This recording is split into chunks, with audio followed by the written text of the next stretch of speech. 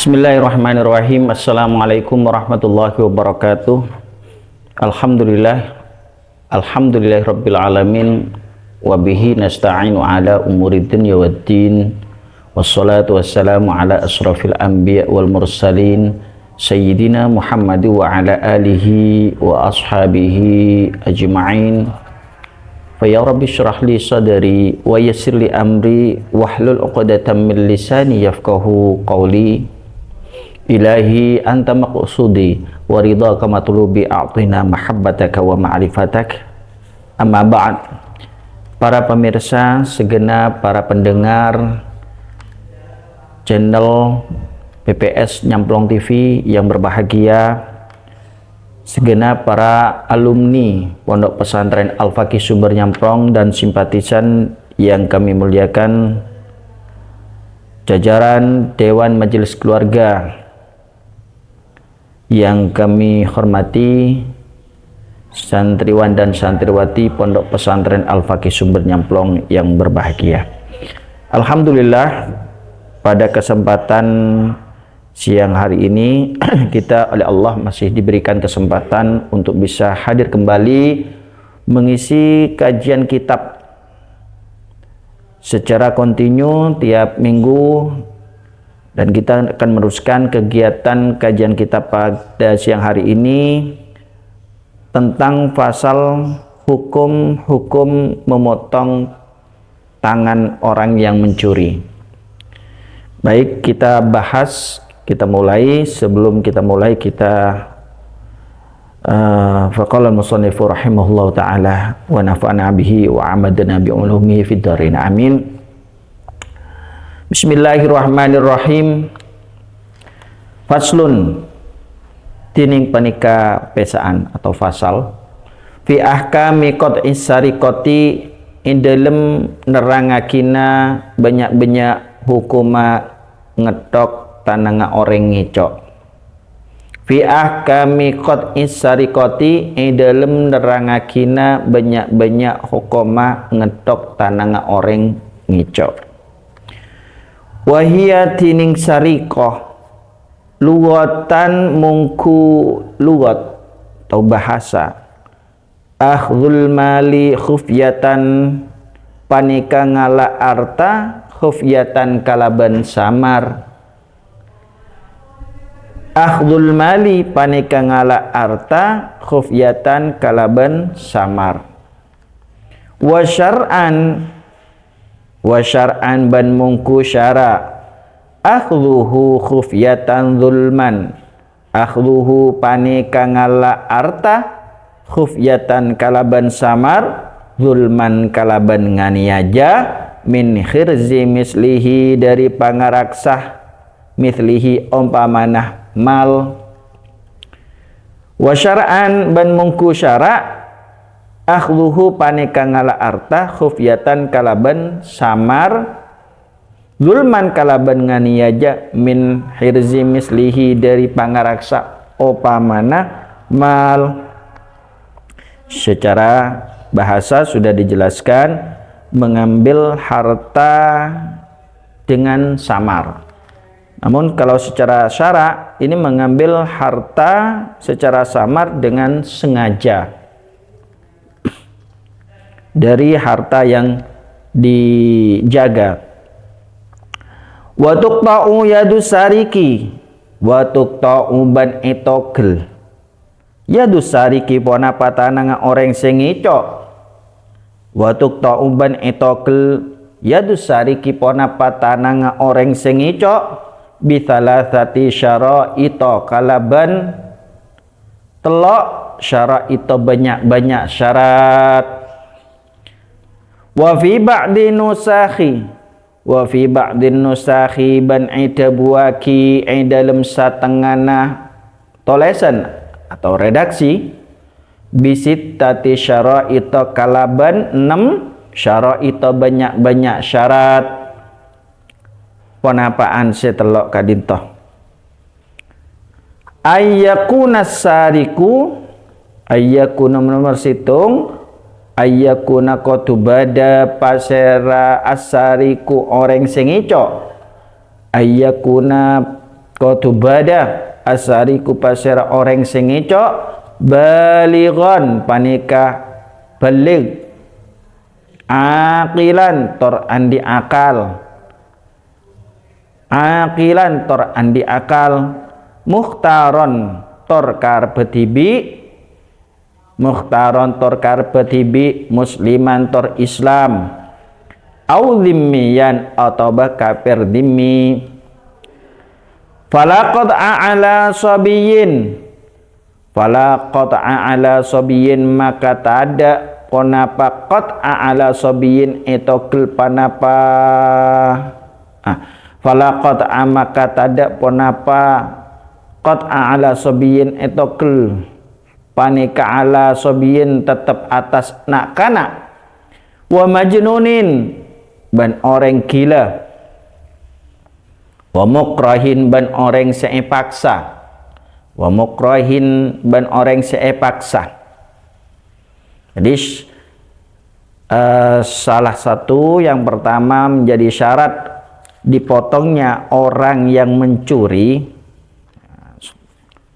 kalau sudah memenuhi 3 syarat. Yang pertama, orang yang mencuri itu adalah sudah baligh. Jadi yang mencuri itu sudah usia baligh, baik laki-laki atau perempuan. Akilan punya akal, sudah berakal.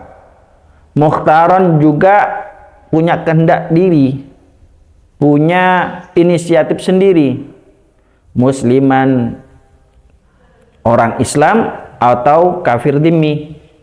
Fala qat'a ala sobiyin maka tidak diperkenankan untuk memotong bagi orang yang mencuri yang termasuk kategori ala sobiyin wa majnunin, masih anak-anak, wa majnunin dan orang gila, wa mukrahin dan orang yang dipaksa. Dia tidak wajib dipotong kalau yang mencuri ini adalah anak-anak, orang gila dan dipaksa. Wa tuqta'u ban etokil yadu muslimin ponapa tananga orang Islam. Yadu muslimin ponapa tananga orang Islam wa dhimmiyin ban kafir dhimmi bimali muslimin sebab artanah orang Islam wa dhimmiyin ban kafir dhimmi. Wa tuqta'u yadu muslimin, orang Islam itu wajib dipotong tangannya dan orang dhimmi juga wajib dipotong tangannya manakala mengambil hartanya orang Islam atau mengambil hartanya orang kafir dhimmi. Wa ammal mu'ahadu anapon tining al mu'ahadu kafir mu'ahad, kafir yang mengadakan perjanjian MOU. Falaqad alaihi maka tada ponapa etokil panika tetap alaihi atas muahid fil adhari dalam qaul adhar. Kalau kafir muahid maka kalau misalkan mencuri maka tidak dipotong tangannya, ini menurut qaul adhar. Wa ma taqaddama bantining pereng taqaddama seka ada ponapa syartun situng syarat fisariki dalam orang sengeco. Wa ma taqaddama ban pereng seka ada syartun ponapa situng syarat fisariki dalam orang sengeco. Wa dzakaral musannifu syartul qad'i bin nadri lil masruqi. Wa dzakaral musannifu ban notor al musannifu pasera kiai musannif syartun dak syarat al qat'i syarat nukil bin nadri lil masruki kalaban ningale dak barang seiki cok. Jadi syaratnya orang yang mencuri itu dipotong tangannya, dia harus melihat secara langsung barang yang diambil. Apa barang yang diambil nanti dijelaskan setelah pembahasan berikutnya. Ini penting kalau kita ingin tahu pada hukum-hukum syariat itu sangat teratur sekali untuk melindungi harta yang dimiliki oleh setiap manusia, terutama di dalam hukum Islam. Ini ada potong tangan kalau dulu. Kalau di Indonesia ini, karena melihat dari adat istiadat dan budaya serta psikologis, semisalkan harus dipotong tangan, maka harus ada perubahan peraturan perundang-undangan. Sedangkan yang diatur di undang-undang itu, ya kalau mencuri ya harus dipenjara sesuai dengan ketetapan yang berlaku di Indonesia. Tapi kalau di Arab Saudi atau di Mekah, ya potong tangan ini masih berlaku. Nanti pembahasannya kita akan melanjutkan pada season berikutnya, insya Allah. Mudah-mudahan kita bisa berjumpa lagi di pertemuan di season berikutnya. Namun perhatian kepada semuanya bahwa potong tangan ini kalau kita ingin bisa lebih hati-hati, kita harus benar-benar memberikan pengajaran terhadap anak-anak didik kita agar senantiasa tidak mudah mengambil barang temannya. Ini salah satu hal yang kecil di dalam pelajaran kita. Sekecil apapun barang yang kita ambil, kalau tidak tanpa izin, artinya tanpa minta izin kepada pemilik, itu namanya mencuri. Itu sekecil apapun, baik sengaja ataupun tidak. Kalau yang sengaja berarti ada kalanya ya jambret, mencopet, terus ada yang namanya begal dan lain sebagainya. Itu di undang-undang Indonesia itu sudah ada ketetapan sanksi yang berlaku. Dari situ kita berharap mudah-mudahan kita bisa menjaga dari hal-hal yang tidak diinginkan, utamanya ketika kita sudah diberikan wewenang, diberi jabatan untuk memegang yang namanya harta, baik itu materi ataupun finansial. Di Indonesia memang butuh yang namanya adanya koordinasi antar atasan dengan bawahan. Yang terpenting adalah penanaman moralitas, akhlak. Ketika diberi amanah maka harus bertanggung jawab, menjaga amanah itu dengan sebaik-baiknya. Jangan sampai amanah itu diselewengkan atau dijadikan sebagai kepentingan pribadi. Ini yang diharapkan dari hal-hal yang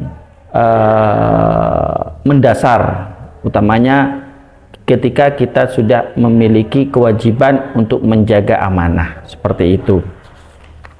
Mudah-mudahan pengajian singkat ini bisa bermanfaat dan bisa memberikan wawasan terhadap kita semua.